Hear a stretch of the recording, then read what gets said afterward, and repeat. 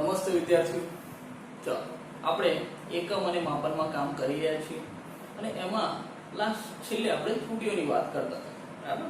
અને ત્રુટીઓની અંદર પણ આપણે શું કર્યું કે ભાઈ હવે આપણે ક્યાંક કંઈ ગાણિતિક ક્રિયાઓ કરવી હોય તો ત્રુટીઓનું સંયોજન કર્યું. આપણો છેલ્લો મુદ્દો શું હતો? તો ત્રુટીઓનું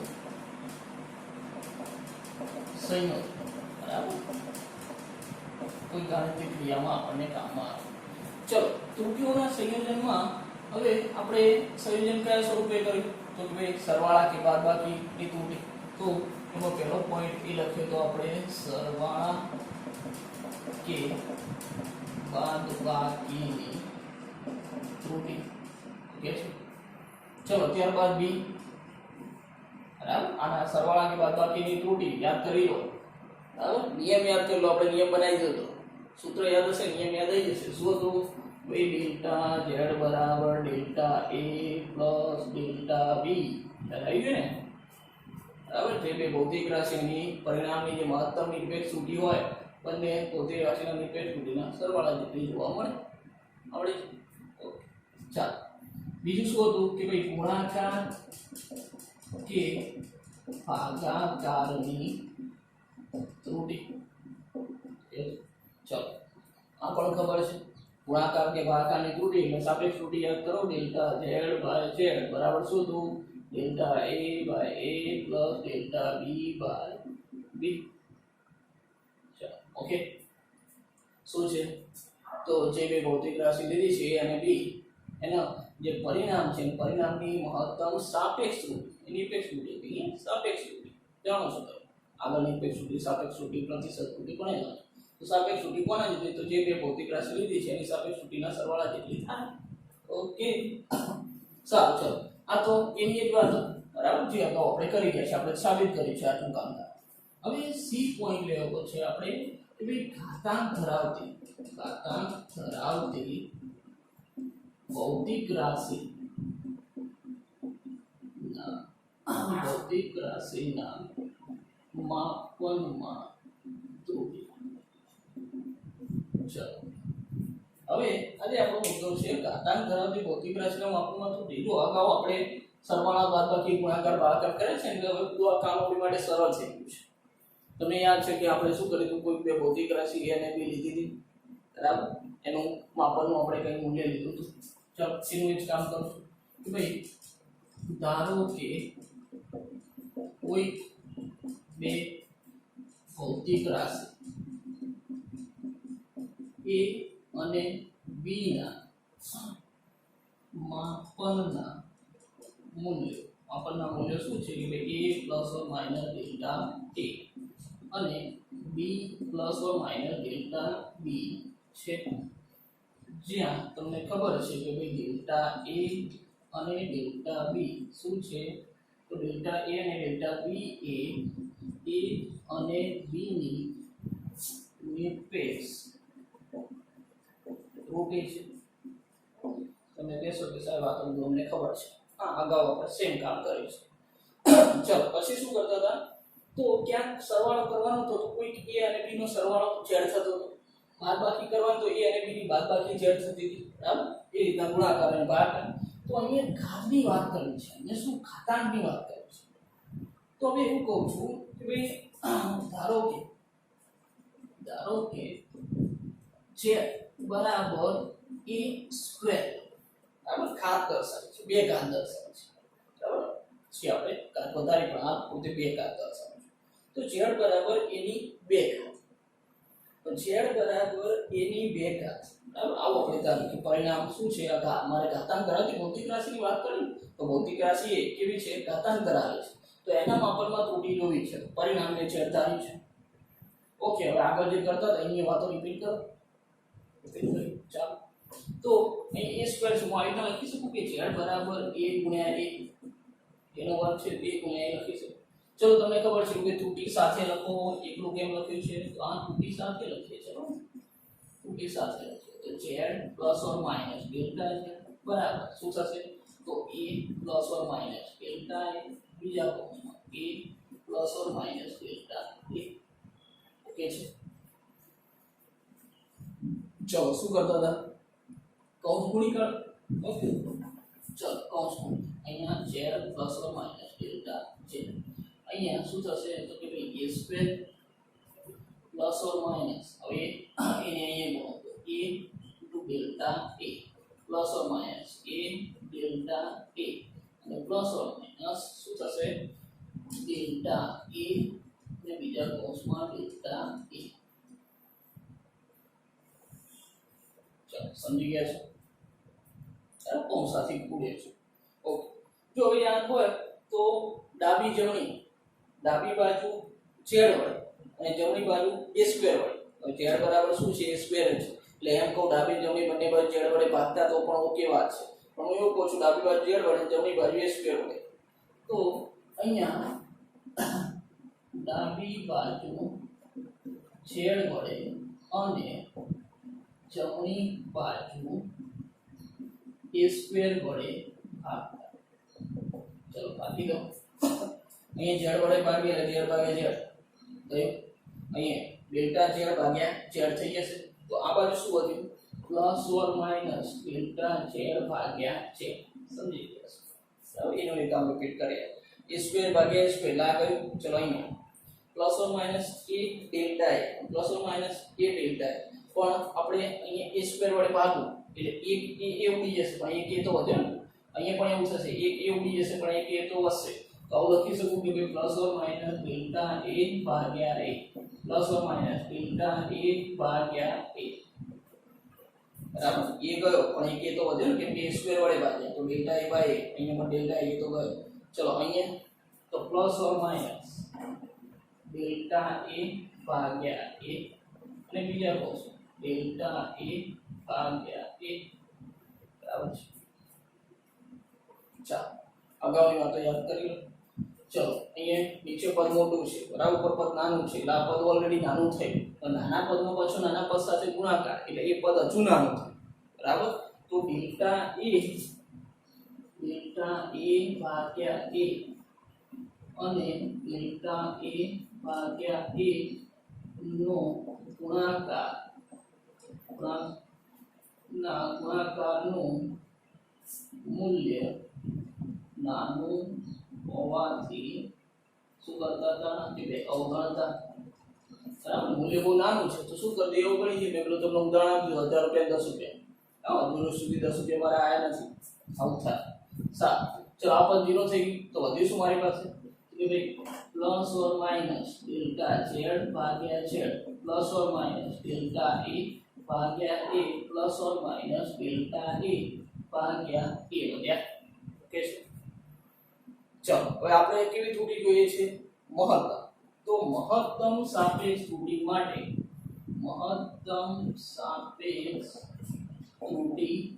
માટે શું થાય તો ત્રુટિઓના સરવાળા થાય મહત્તમ સાપેક્ષ ત્રુટિ મહત્તમ ત્રુટિ જોઈએ તો ફક્ત સરવાળા થાય બાદબાકી ના થાય બાદબાકી એટલે ઓછું થાય ઓકે તો અહીંયા ફક્ત સરવાળો રાખીએ પ્લસ ઓર માઈનસ માંથી ખાલી પ્લસ રાખીએ ચલો તમને ખબર છે મારી પાસે બોર્ડની લિમિટેશન છે બરાબર ચલો એકવાર નોટ કરી લો પછી આગળ વધીએ બરાબર આ તો તમે નોંધેલું છે હવે ખાલી યાદ કરાવ્યું અહીંયાથી જ આપણે કામ કરવાનું છે અહીંયાથી અહીંયા સુધી ચાલો થઈ ગયું ઓકે બસ બહુ ઉતાવળે નહીં થવાનું હવે તો તમે વચ્ચે ક્યાંક ચોટાડી પર લખી શકીએ છીએ સાચી વાત છે તમે લખી શકો છો સારું ચલો અહીંયા હવે આગળની પ્રોસેસ છે જે તમને અગાઉ પણ કરી છે એટલે યાદ જ છે શું વધ્યું આપણી પાસે કે ડેલ્ટા z ભાગ્યા z બરાબર ડેલ્ટા a ભાગ્યા a પ્લસ ડેલ્ટા a ભાગ્યા a બરાબર ને ફક્ત સરવાળો રહ્યો મહત્તમની સાપેક્ષ ત્રુટિ માટે a વત્તા a હું એ લખી શકું તો ડેલ્ટા z ભાગ્યા z બરાબર 2 ડેલ્ટા a ભાગ્યા a લખાય ઘાતાંક ધરાવતી ભૌતિક રાશિ હોય આપણી પાસે શું હતું z બરાબર a સ્ક્વેર ઘાતાંક ધરાવતી ભૌતિક રાશિ હોય તો એની જે સાપેક્ષ ત્રુટિ છે આ બરાબર ચલો હવે કોઈ પણ ભૌતિક આપણે ચલો આ તો બે ઘાત લીધી ગમે તે ઘાત લો બરાબર ગમે તે ઘાત લો ચલો આ બે ઘાત લીધી હું બીજું ઉદાહરણ z બરાબર a ની k ઘાત બરાબર k ઘાત અથવા n ઘાત ગમે તે હોઈ શકે જે પણ ઘાત તો એનો મતલબ અહીંયા જે એની સાપેક્ષ સ્થિતિ આવશે પરિણામ એ શું મળશે કે ભાઈ ડેલ્ટા z ભાગ્યા z સાપેક્ષ સ્થિતિ શું થશે તો k ગુણનફળમાં આવશે તો ડેલ્ટા a a થાય કે ના k ઘાત હોય n ઘાત હોય તો n ગુણનફળમાં આવે એનો મતલબ જે ઘાત હશે એ જે તે ભૌતિક રાશિની સાપેક્ષ સ્થિતિના ગુણનફળમાં આવી જશે ઓકે છે કે નહીં સમજાય છે ચાલો તો આના ઉપરથી આપણે નિયમ શું બનાવી શકીએ આના ઉપરથી મારે નિયમ બનાવવો નિયમ શું બનાવી શકું તો ચલો એવું કહું છું કે ભાઈ આના આધારે વાત કરો બરાબર ગમે તે આધારે વાત કે k ઘાતાંક ધરાવતી ભૌતિક રાશિ k ઘાતાંક ધરાવતી ભૌતિક રાશિના પરિણામની બરાબર k જેટલો ઘાતાંક ધરાવતી કોઈ ભૌતિક રાશિ છે અને એનું પરિણામ આવે પરિણામ બરાબર પરિણામની પાછી કેવી તો મહત્તમ સાપેક્ષ સ્થિતિ પરિણામની મહત્તમ સાપેક્ષ સ્થિતિ એ તે ભૌતિક રાશિના k ના ગુણનફળ જેટલી થાય શું થશે મહત્તમ સાપેક્ષ સ્થિતિ એ તે ભૌતિક રાશિ સાથે k ના ગુણનફળ જેટલી થાય સમજી k ઘાત કીધું તો k સાથે શું થઈ જશે ગુણાકાર થઈ જશે તે ભૌતિક રાશિના સાપેક્ષ સ્થિતિ ભૌતિક રાશિની સાપેક્ષ સ્થિતિના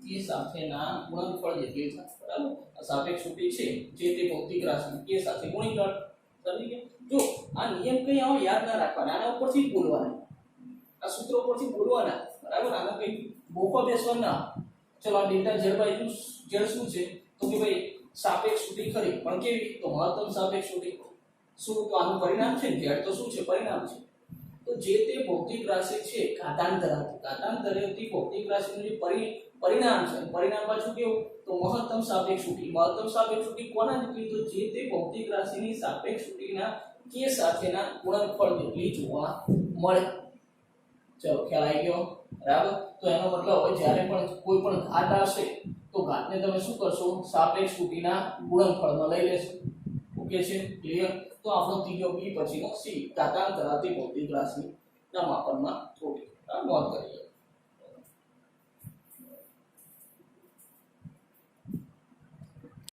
2.6 થી શરૂઆત કરીએ છીએ બરાબર આપણે છેલ્લે ત્રુટીઓની વાતો કરી છે સારું ચલો અહીંયા ઉદાહરણ 2.6 ની મેં અહીંયા રકમ દર્શાવી છે બરાબર આમ તો હું એવું પ્રેફર કરું છું કે તમે બુક લઈને બેસો તો બહુ સારું છે બરાબર છતાં પણ હું એવું માનું કે કોઈ પાસે કદાચ આ પરિસ્થિતિમાં એવી સુવિધા ના હોય બુક ના હોય તો હું રકમ દર્શાવું છું બરાબર રકમ અહીંયા દર્શાવેલી છે બરાબર તમે નોંધ કરી શકો છો રકમ એક વાની લખી છે ઓકે સારું ચલો જોઈએ હવે આપણને શું પ્રશ્ન આપે છે સારું રાષ્ટ્રીય પ્રયોગશાળામાં આવેલી પ્રમાણભૂત ઘડિયાળ સાથે બે ઘડિયાળોનું પરીક્ષણ કરવામાં આવે છે જો યાદ કરી લો મેં તમને અગાઉ કીધું હતું કે ભાઈ આપણી પાસે પ્રમાણભૂત ઘડિયાળ આપણા ભારતના સમયનું માપન માટે તો દિલ્હી ખાતે મેં તમને કીધું હતું કે ભાઈ રાષ્ટ્રીય ભૌતિક વિજ્ઞાન પ્રયોગશાળા અને એ પ્રયોગશાળામાં સીઝિયમ 133 પરમાણુ ઘડિયાળ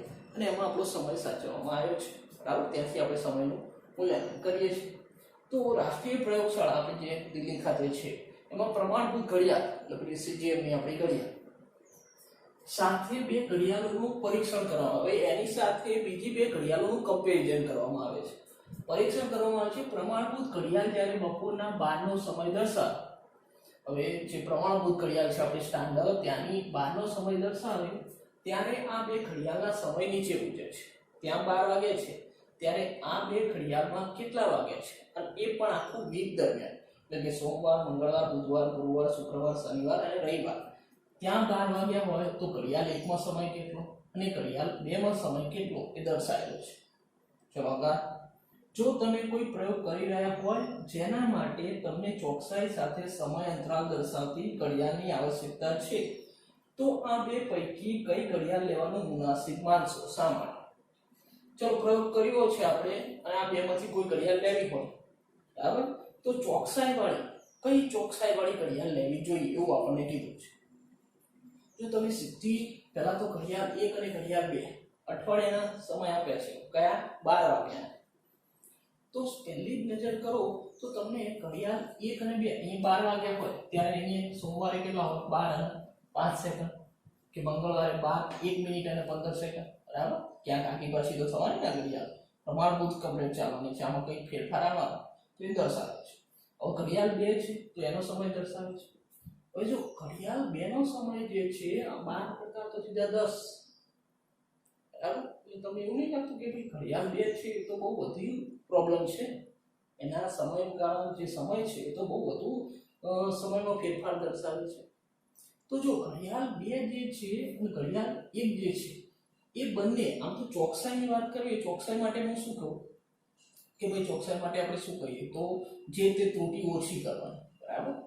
નાનામાં નાનું અને મોટામાં મોટું જે ફેરફાર છે જેટલો ઓછો હોય, તફાવત જેટલો ઓછો હોય એટલું તમને શું ચોકસાઈ વધુ મળે. હવે અહીંયા જે 12 સાથે 10 દર્શાવે, કલાકનો જે કાંટો દર્શાવે છે એ શું છે? તો આપણી શૂન્યાંકની ત્રુટિ કહેવાય. શૂન્યાંકની ત્રુટિ મતલબ કે હું ધારી કે આ ઘડિયાળ છે, આ ઘડિયાળ લઈને તો ચલો 12 છે, આ 10 છે, પણ આ કલાકનો કાંટો બદલી અને 12 કરી શકું, બરાબર. પણ પછી આખું અઠવાડિયું વીતે તો એ કેટલો ફેરફાર દર્શાવે છે એ જોવું જરૂરી, કે ભાઈ અઠવાડિયું થશે તો એમાં આટલો ફેરફાર થશે, બીજું અઠવાડિયું થશે તો આટલો થશે, તો આપણને ખબર પડે કે આ ઘડિયાળ કેટલી ચોકસાઈ વાળી છે. તો જો અહીંયા સીધી નજરે એવું લાગે કે અહીંયા 12 અને એ તો 10, એનો મતલબ કે ઘડિયાળ 2 છે, ખોટી. ઘડિયાળ 2 લેવી ના જોઈએ. પણ ઘડિયાળ 2 માં એક વસ્તુ સ્પષ્ટ કરું, કલાકનો કાંટો તમે સેટ કરી શકો છો, એટલે શૂન્યાંકની ત્રુટિ છે. ચોકસાઈ માટે શૂન્યાંકની ત્રુટિ મહત્વની નથી, ચોકસાઈ માટે ફેરફાર નાનો હોવો જોઈએ. તો તેમાં તો આપણે દર્શાવ્યું કે ભાઈ ઘડિયાળ 2 જે છે, ઘડિયાળ 2 માં કેવી? તો શૂન્યાંકની ત્રુટિ છે. ઘડિયાળ 2 માં શૂન્યાંકની ત્રુટિ છે જે ચોકસાઈ માટે જરૂરી નથી. ચોકસાઈ માટે એની જરૂર નથી, એ તો તમે સેટ કરતો 10 ની જગ્યાએ 12 વગાડતો. હવે આખું અઠવાડિયું પૂરું થાય પછી સમયમાં કેટલો ફેરફાર આવે છે. ચલો પહેલા ઘડિયાળ 1 ની વાત કરીએ, બરાબર. કે ભાઈ ઘડિયાળ 1 ની આપણે પહેલા શરૂઆતમાં વાત કરીએ. ઘડિયાળ 1 માં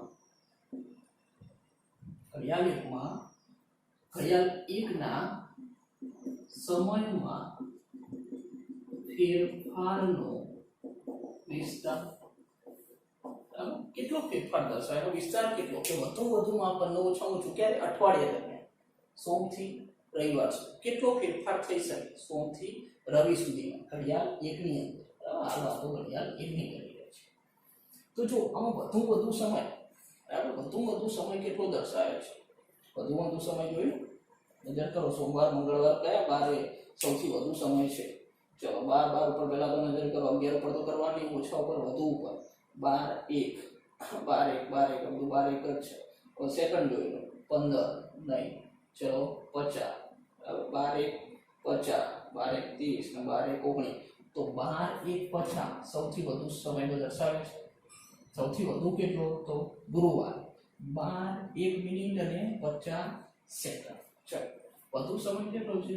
તો 12 કલાક 1 મિનિટ અને કેટલા છે? 50 સેકન્ડ. આ સૌથી વધુ સમય દર્શાવે છે. બરાબર.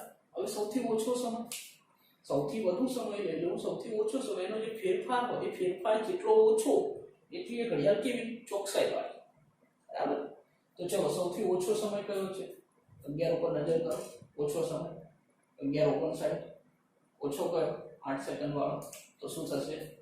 11 કલાક 59 મિનિટ અને કેટલા? તો 8 સેકન્ડ. તફાવત લઈ લઈએ, બરાબર. બાદબાકી કરી દઈએ, બાદબાકી કરી દઈએ, કેટલું આવે છે, કેટલો ફેરફાર થાય છે, આખું અઠવાડિયું થાય એટલે આ ઘડિયાળનો કેટલો ફેરફાર થાય. ચલો પાછો કલાક છે, 12 છે, 11 છે. એક કામ કરું છું, જો આ 59 મિનિટ છે, તમને ખબર છે 59 ને 60 મિનિટ થાય એટલે આ 12 કલાક થઈ જાય કે નહીં, બરાબર. એક સરળતા માટે કામ કરું કે બંને ઘડિયાળની અંદર એક એક મિનિટ ઉમેરું, બંનેની અંદર એક એક ઉમેરું તો કોઈ વાંધો જ નહીં, બરાબર. બંને બાજુ ફેરફાર કરી શકાય. તો ચલો આમે 1 મિનિટ ઉમેરું ને આમે 1 મિનિટ ઉમેરું છું, તો બંને બાજુ 1 મિનિટ ઉમેરું એટલે 59 60 એટલે 12 વાગી ગઈ, તો 12 ને 12 એટલે 0. ઓકે છે.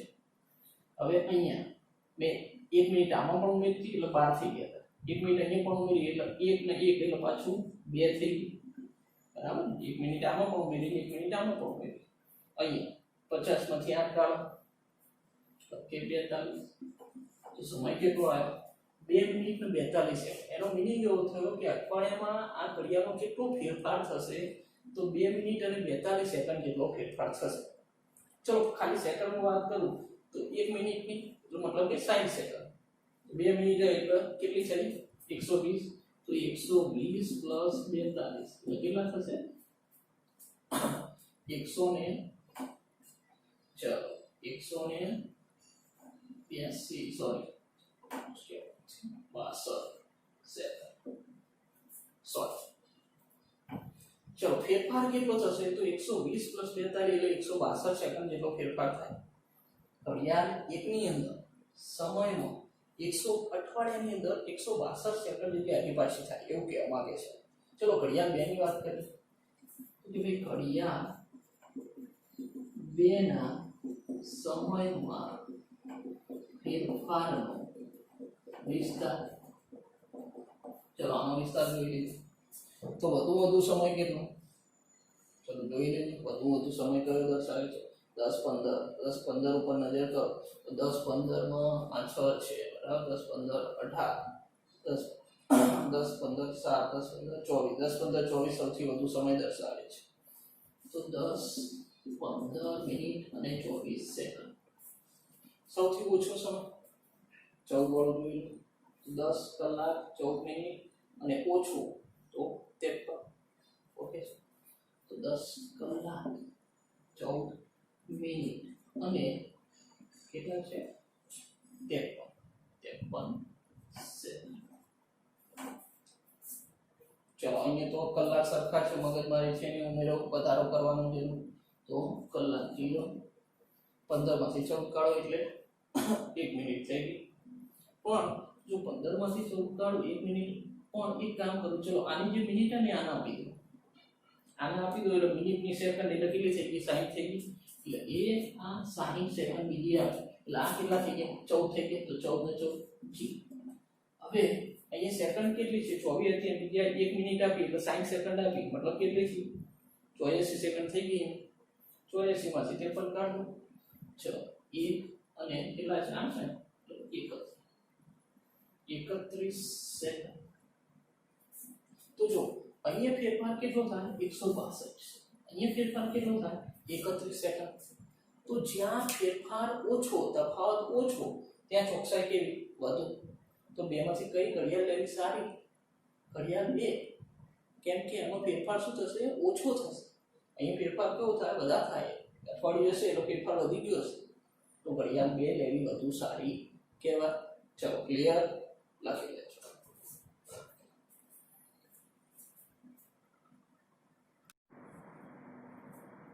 ચાલો ઉદાહરણ નંબર 2.7, અગાઉ 2.6 જોયું, હવે 2.7 શું કહે છે જોયું.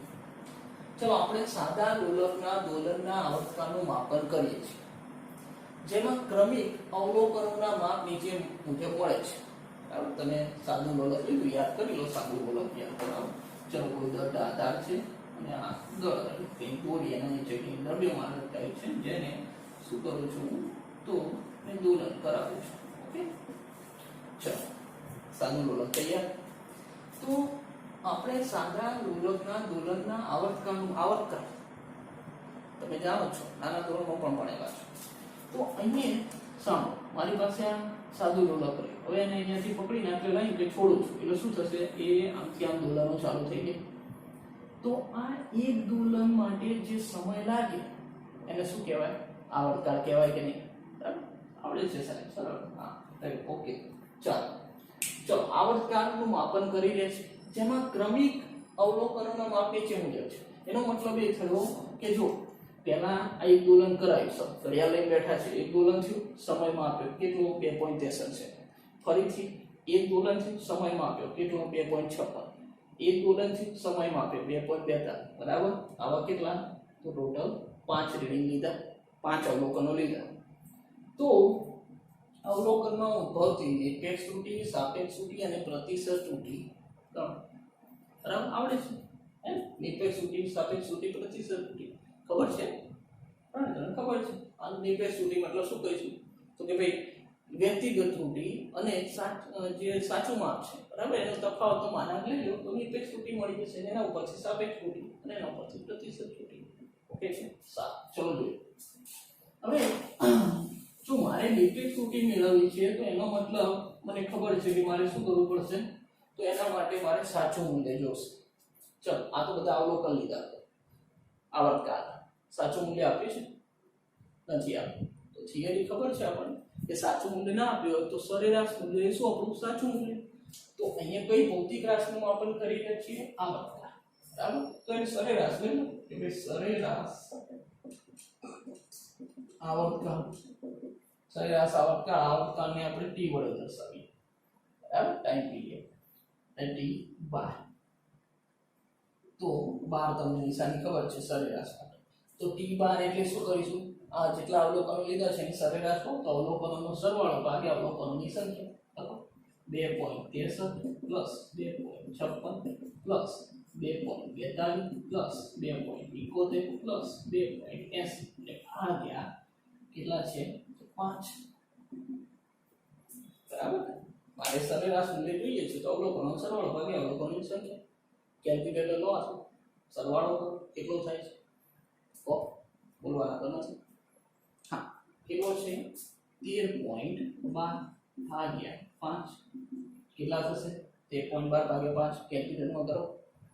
ચલો પેલા 2.624 2.624. હવે સાદી ગણતરી છે, તમે કેલ્ક્યુલેટરમાં કરી શકો છો. સારું, જો આ t12 મળે. હવે સાંભળો, મારી પાસે જે આવર્તકાળનું મૂલ્ય મળ્યું સરેરાશ. હવે અહીંયા જો દરેક મૂલ્ય પોઈન્ટ પછી કેટલા આંકડા છે? 2 આંકડા. તો આપણો જે જવાબ છે એને પણ પોઈન્ટ પછીના 2 આંકડા ફેરવી કાઢીએ. તો અહીંયા 4 છે, 5 કરતા નાની સંખ્યા લાગો કે મેળવશે નહીં. તો શું થયું આપણું મૂલ્ય? 2.62 સેકન્ડ t12. તો સરેરાશ આવર્તકાળ મને કેટલો મળે? 2.62 સેકન્ડ મળે. એટલે આપણું શું સાચું મૂલ્ય? હવે વ્યક્તિગત મૂલ્યમાંથી સાચું મૂલ્ય બાદ કરો એટલે શું મળી જાય? નિરપેક્ષ ત્રુટિ મળે કે ના મળે? નિરપેક્ષ ત્રુટિ મળે કે નહીં? પણ મારે તો સરેરાશ નિરપેક્ષ ત્રુટિ જોઈએ છે. તો શું કરવું કે ભાઈ દરેક અવલોકનોની નિરપેક્ષ ત્રુટિ. ચલો, દરેક અવલોકનની નિરપેક્ષ ત્રુટિ યાદ કરો. ડેલ્ટા એ આપણે e સિમ્બોલ આપે તો ડેલ્ટા એ કહેતા હતા. અહીંયા આવર્તકાળ t છે માટે શું નામ આપું? તો ડેલ્ટા t. બરાબર, અને પહેલા અવલોકન માટે વાત કરું એટલે ડેલ્ટા t1 લખી દો. વ્યક્તિગત મૂલ્ય ઓછા સાચું મૂલ્ય મતલબ કે સરેરાશ મૂલ્ય. વ્યક્તિગત મૂલ્ય કેટલું? તો 2.63 ઓછા. ચલો, સાચું મૂલ્ય કેટલું? તો 2.62. કેટલા થયા? 2.63 સિમ્પલ 0.01 સેકન્ડ. ઓકે, ચલો ફરીથી ડેલ્ટા t2 કેટલા છે? 2.56 માઈનસ 2.62. હા, જો નાનું મૂલ્ય એમાંથી પાછું મોટું મૂલ્ય કાઢવાનું. બરાબર ને? એટલે જવાબ કેવો આવશે? ઋણ આવશે ને? કેટલો આવશે? 56, 4 ને 2 એટલે 6. તો -0.06 સેકન્ડ. જો ઋણ આવે એનાથી કોઈ મતલબ નહીં, કેમ કે તમને ખબર છે કે નિરપેક્ષ ત્રુટિ એટલે વ્યક્તિગત મૂલ્ય ઓછા સાચું મૂલ્ય અને એનો પાછો માનાંક, ત્યારે નિરપેક્ષ ત્રુટિ થાય ને. હજુ આપણે માનાંક લઈશું એટલે માઇનસ થઈ જતું રહેવાનું. ચલો, ડેલ્ટા t3 કેટલા છે? તો 2.42 માઇનસ 2.62. જો ફરીથી માઇનસ આવી ગયું ને કેટલા છે? 42 અને 62 એટલે -0.20 સેકન્ડ ઠીક છે ચલો ત્યારબાદ ડેલ્ટા ટી 4 ડેલ્ટા ટી 4 કેટલો છે 2.71 તો 2.71 માઇનસ 2.62 કેટલા થશે ચલો 8 9 થશે ને તો 0.09 સેકન્ડ ઓકે ડેલ્ટા ટી 5 તો કેટલા છે 2.80 માઇનસ 2.5 કેટલા થશે તો 0.18 થશે ને 18 સેકન્ડ બસ છે ચલો આ શું કર્યું આપણે ડેલ્ટા ટી1 ડેલ્ટા ટી આ બધી નિરપેક્ષ હતી દરેક અવલોકનની નિરપેક્ષ મારે શું જોઈએ છે તો કે ભાઈ સરેરાશ નિરપેક્ષ ત્રુટિ સરેરાશ નિરપેક્ષ ત્રુટિ એટલે કે ડેલ્ટા ટી બાર બરાબર પેલા ડેલ્ટા એ બાર લખતા અહીંયા આપણે આવડકાર છે માટે ટી ચલો શું કરું તો ડેલ્ટા ટી1 પ્લસ ડેલ્ટા ટી2 પ્લસ ડેલ્ટા ટી3 પ્લસ ડેલ્ટા ટી4 પ્લસ ડેલ્ટા ટી5 સમજી ગયા ભાગ્યા 5 જેટલી પણ નિરપેક્ષ ત્રુટિ છે એનો સરવાળો ભાગ્યા અવલોકનોની સંખ્યા અને તમને ખબર છે કે બધાનું શું કરીએ આપણે માનાંક લઈએ બધાનો માનાંક લઈએ ચલો મૂકી દો મૂલ્ય શું શું છે આપણી પાસે તો અહીંયા આપણી પાસે કેટલા છે ચલો 0.01 પ્લસ અહીંયા કેટલા છે તો -0.06 પ્લસ કેટલા છે -0.20 પ્લસ ચલો 0.09 અને પ્લસ કેટલા છે 0.18 ભાગ્યા 5 મૂલ્ય તો ધન થઈ ગયા માનાંક છે એ તો આપણી વ્યાખ્યા છે ચલો ભાગ્યા 5 એટલે પહેલા તો સરવાળો કરો કેટલો છે કેલ્ક્યુલેટર લો હાથમાં કેટલો સરવાળો આવે છે 0.54 તો 0.54 ભાગ્યા 5 કેટલા આવે છે ભાગાકાર કરો તો 0.11 સેકન્ડ ડેલ્ટા ટી બાર ડેલ્ટા ટી બાર એટલે સરેરાશ નિરપેક્ષ ત્રુટિ કેટલી 1.11 સેકન્ડ સરેરાશ કેટલી 2.62 સેકન્ડ તો તમને યાદ હશે કે મેં પરિણામ દર્શાવવું હોય હવે નિરપેક્ષ ત્રુટિ તમે કેવી નિરપેક્ષ ત્રુટિ તો આ રહી બરાબર પણ એને દર્શાવશો કેવી રીતના બરાબર આ એની સરેરાશ છે અને આ એની સરેરાશ નિરપેક્ષ ત્રુટિ છે તો તમે પરિણામ કેવી રીતના દર્શાવશો તો કે ભાઈ T bar plus or minus delta T bar આ રીતના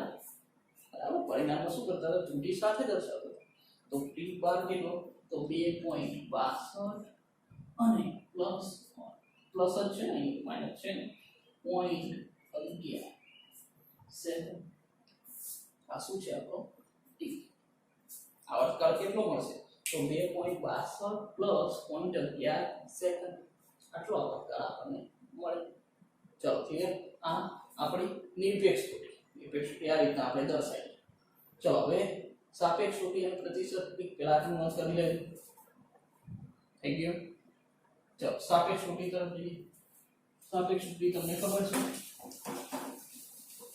સાપેક્ષ ત્રુટિ માટે શું કરીશું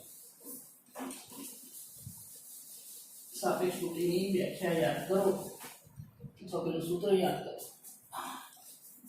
ચલો સાપેક્ષ ત્રુટિ તો કે ભાઈ સાપેક્ષ ત્રુટિ કેવી રીતના મળશે તો સાપેક્ષ ત્રુટિ એટલે યાદ કરો ડેલ્ટા a બાર ભાગ્યા a બાર આવું કંઈ સૂત્ર હતું ને અહીં a બાર ની જગ્યાએ શું આવશે તો ડેલ્ટા t બાર ભાગ્યા t બાર ઓકે છે આવર્તકાળ છે માટે ચલો ડેલ્ટા t બાર એટલે કેટલો તો 0.11 અને ભાગ્યા t બાર એટલે કેટલો તો 2.62 કરો કેલ્ક્યુલેટર છે તમારે કેટલું છે 0.041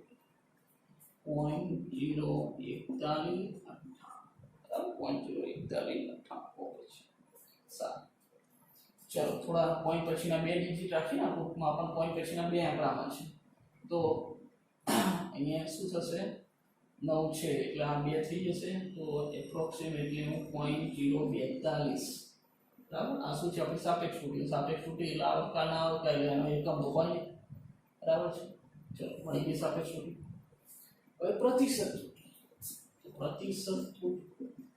પ્રતિશત ત્રુટિ માટે શું કરીશું તો સાપેક્ષ ત્રુટિ ગુણ્યા 100 વડે ગુણી કર તો ટકામાં આવી જશે ચાલો કેટલા છે મૂલ્ય આપણી પાસે તો 0.042 બરાબર અને ગુણ્યા 100 કેટલા થયા 4.2% પ્રતિશત ત્રુટિ a અને d બરાબર ચલો ઓકે છે પહેલા નિરપેક્ષ ત્રુટિ કમ્પ્લીટ આપણે થિયરી પ્રમાણે ચાલે છે થિયરી ખબર હોય એટલે દાખલો એકદમ સરળ થઈ સાપેક્ષ ત્રુટિ પ્રતિશત ત્રુટિ સૂત્રો યાદ રાખવાના બરાબર સૂત્રો ઉપરથી જ કામ કરીએ છીએ ચલો ક્લિયર છે